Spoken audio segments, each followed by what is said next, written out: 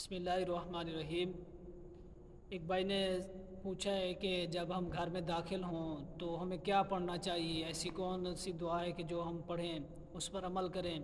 اس دعا کے صدقے اللہ تبارک و تعالی ہمیں جنات سے اور شیاطین سے اللہ تبارک و تعالی محفوظ فرمائے۔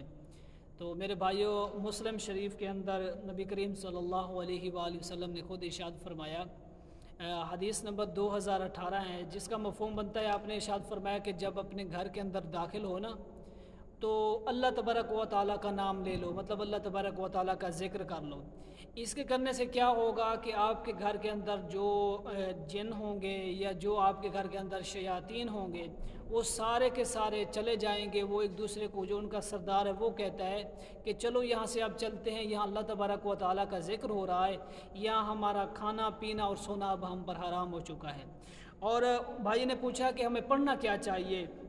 تو نبی کریم صلی اللہ علیہ وآلہ وسلم کی حدیث مبارک ہے، جب آپ اپنے گھر میں داخل ہونا تو اس وقت آپ کو یہ دعا پڑھنا چاہیے، بسم اللہ ولجنا و بسم اللہ خرجنا، کہ مطلب کہ جب آپ گھر کے اندر داخل ہوں تو یہ دعا پڑھ لیں، تو اس دعا کے صدقے اللہ تبارک و تعالی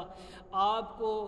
ہر ایک چیز سے آپ کے اللہ تبارک و تعالی حفاظت فرمائے گا۔ اللہ تبارک و تعالی مجھ سمیت ہم سب کو عمل کی توفیق عطا فرمائے۔